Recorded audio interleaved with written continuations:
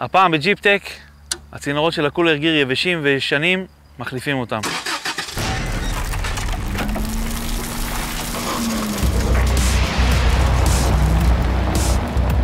לכל מי שיש רכב אוטומטי, עם גיר אוטומטי, והוא התקין קולר גיר לפני הרבה שנים, כדאי לו להסתכל על הצנרת של הקולר גיר ולראות מה מצבה. אצלי, כבר בין 10 שנים, רואים התייבשות על הצינור ורואים שהוא מתחיל להיפתח. אז אני רוצה למנוע את זה, ואני רוצה למנוע לי תקלות באמצע השטח. אז היום אנחנו נחליף אותם, ולצורך העניין קניתי צינור מאוד מאוד איכותי ומאוד מיוחד בדיוק לצורך הזה, שזה אומר לשמן גיר, לשמן הידראולי, לנוזל הידראולי בלחץ מסוים ולנוזל הידראולי חם מאוד, כמו שאנחנו נתקלים כאן. אז אם יש לכם סוזוקי אוטומטית, טויוטה אוטומטית, מיצובישי אוטומטית והוספתם קולר גיר, כדאי לכם להישאר ולצפות ולראות איך מחליפים ומטפלים בקולר גיר הזה. תישארו, תצפו, תהנו. נתחיל בפירוק הגריל.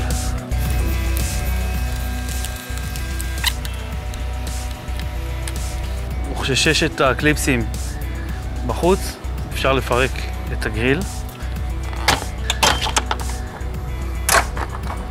הופה. והגריל בחוץ. עכשיו אפשר לראות טוב יותר עם מה אנחנו מתמודדים. חשבתי הרבה אם להתחיל דווקא בצינור הגבוה ואז לנמוך, או להתחיל דווקא בנמוך ואז בגבוה. אני חושב שאני קודם אתחיל בגבוה, אחליף אותו ממש אחד לאחד. אני אבנה צינור בדיוק באורך שלו, אני אחליף אותו, ואחרי שאני אחליף אותו אני אחליף את התחתון, ואז שזה בפנים, הנוזל שנמצא פה לא ייזל לי על הרצפה ואני לא אאבד הרבה נוזל גיר. אבל יכול להיות שאני טועה, אז לא יודע, אנחנו נצטרך לבדוק את זה. ב6 מילימטר, אני אשחרר את הראשון, לא יהיה לי נזק.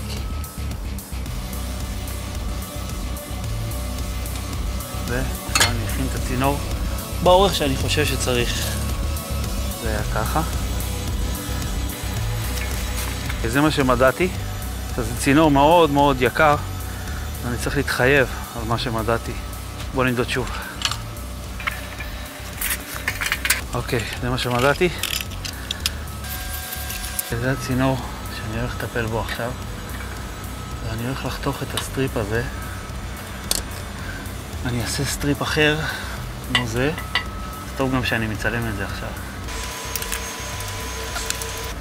נשמור את הדבר הזה בסטריפ הבא.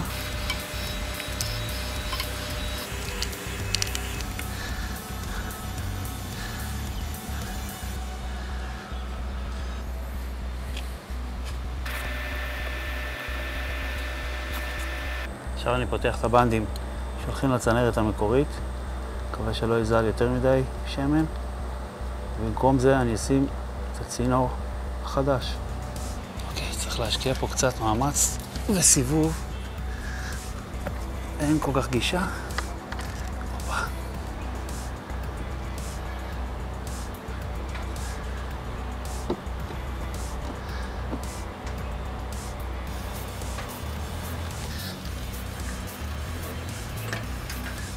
אז הוצאנו את הצינור הישן.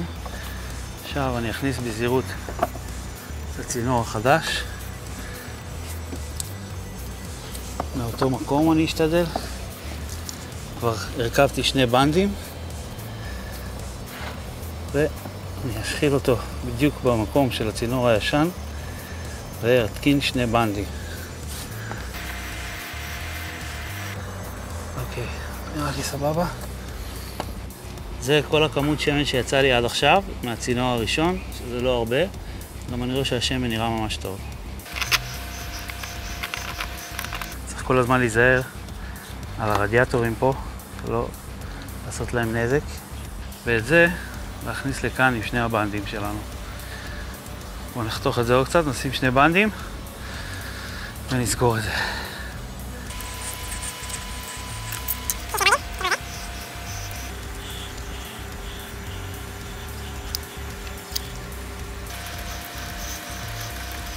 נראה סבבה.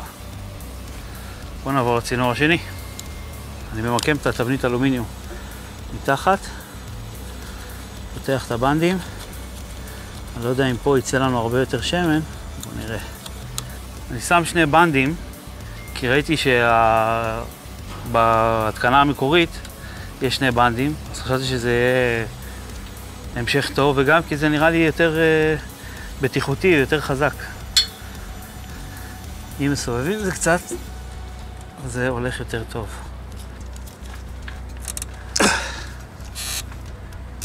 מתחיל לצאת.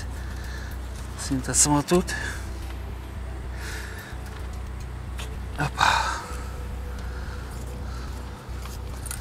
יופי. גם פה לא יצא הרבה שמן. מצוין. צריך לעשות את זה. אני לא אמרתי את זה בתחילת הסרטון, אבל צריך לעשות את זה כשהאוטו לא חם. נסעתי, נתתי לאוטו לנוח, חיכה איזה שעה ואז התחלתי לעבוד. נפתח את זה ונשים את הצינור החדש.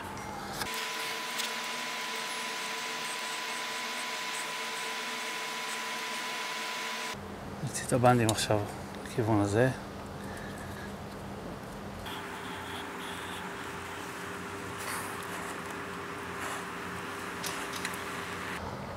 זהו, צינור בחוץ.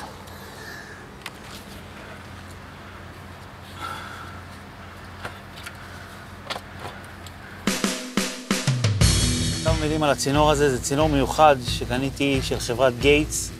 גייטס זה חברה אמריקאית שמייצרת גומי ורצועות וצינורות וכל מה שקשור לגומי איכותי, לתעשייה כמו טרקטורים ומסעיות ורכב.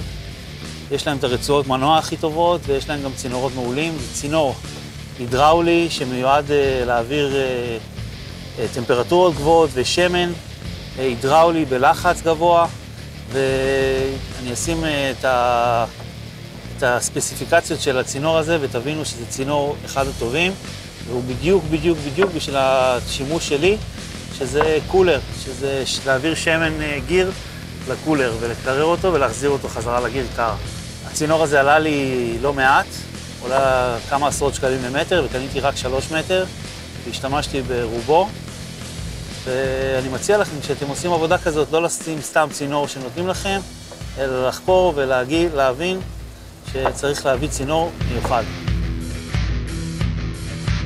נוציא את שני הבנדים הישנים. נביא אותו מפה. לא לשכוח שני בנדים. הבנדים צריכים להיות, אני מקווה, לכיוון הזה.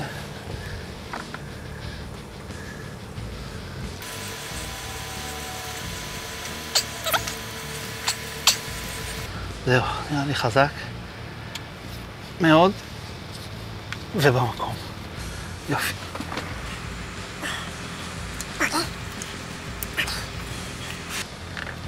הופה, נשבר כאן איזה פלסטיק. לא נורא. רק נוודא שזה לא נוגע פה במעברר. ובסוף נסדר את זה יפה. שלא יגיע בכלום. פלסטיקים פה נשברים, אז צריך להיות עדינים איתם.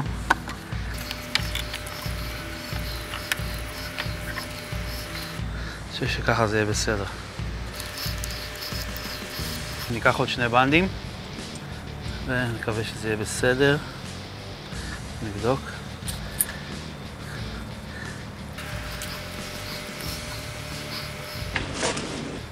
כאן אין כל כך גישה, אז נחזק עם ראצ'ט. צריך להיות ממש עדיני כדי לא לשבור את הבנד, כדי לא לקבצ'ץ' את הצינור מתכת עצמו. צריך להיות עדיני. גם פה קצת.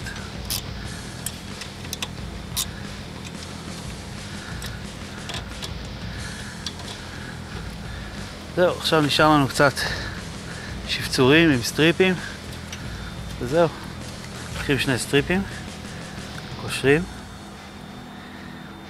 אבל לא עד הסוף, ככה, ואז את הסטריפ השני קושרים ביניהם, ככה, עושים לולאה כזאת. ואז יש סוג של הפרדה ביניהם.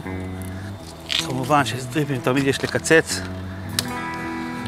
הכי קרוב שאפשר.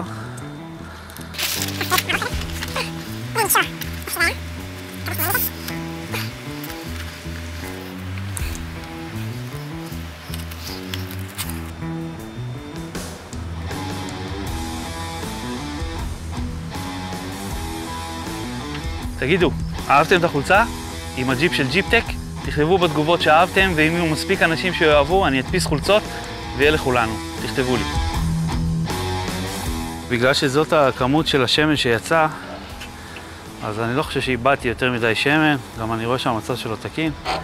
אז אנחנו נניע את האוטו עכשיו, נעביר בין ההילוכים, ניתן לשמן קצת לרוץ, נבדוק נזילות וגם נבדוק כמות.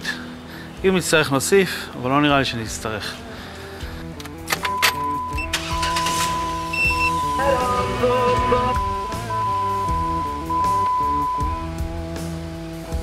נעביר עכשיו לניוטרל.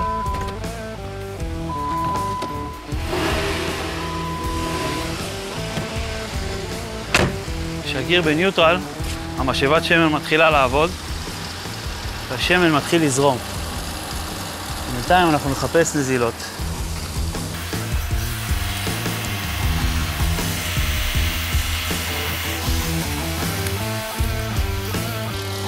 בינתיים אני לא רואה נזילות. בואו נעביר בין ההילוכים.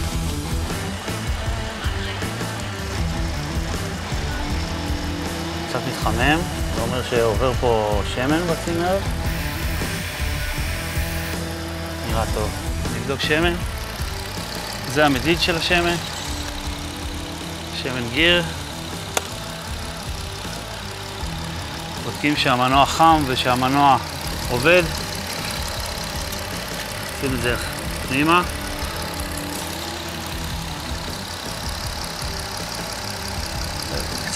קצת מעט, כדאי להוסיף. בואו ניתן למנוע טיפה להתחמם, נגיע לטמפרטורת עבודה, ואז נבדוק שוב, לפני שאני מוסיף. אני רוצה להראות לכם, לי יש מדיד, שבסרט אחר שלי, בערוץ, תוכלו לראות את ההתקנה של המדיד הזה. במדיד הזה אני רואה את הטמפרטורה בגיר ובמנוע. כרגע במנוע 84 מעלות, ובגיר 52 מעלות. אני אחכה שזה יגיע בערך ל-60 מעלות, ואז אני אבדוק עוד פעם את הרמה של השמן במדיד, ונחליט אם להוסיף עוד שמן. אבל אם אתם רוצים להוסיף כזה מדיד מאוד מדויק ומאוד מומלץ, בטח במנועים כאלה ובטח ברכבי שטח, אז כדאי להוסיף כזה דבר, ותמצאו את זה בסרט אחר בערוץ שלי, שאני אשים בדיסקריפשן, אני אשים לינק. אוקיי, הגיר הגיע ל-60 מעלות, חמם. עכשיו נבדוק יותר ברצינות מה ה-level במדיד.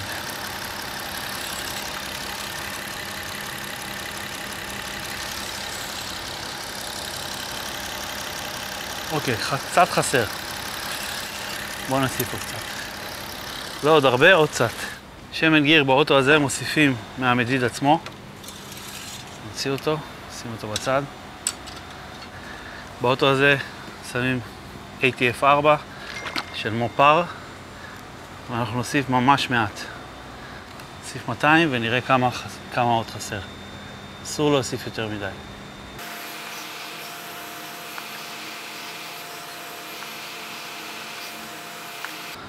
זהו.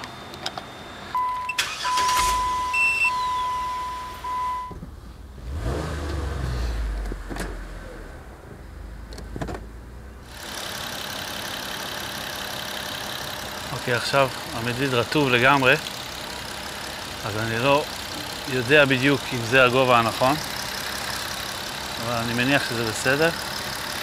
אני צריך לחכות קצת ולנסוע קצת ולבדוק עוד פעם. בכל מקרה לא אספנו הרבה, אז נזק לא יכול להיות.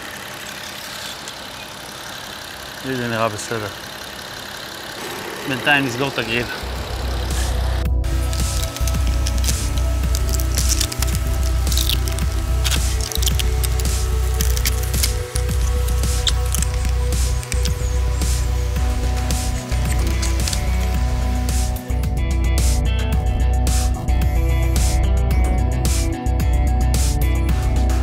תודה שצפיתם.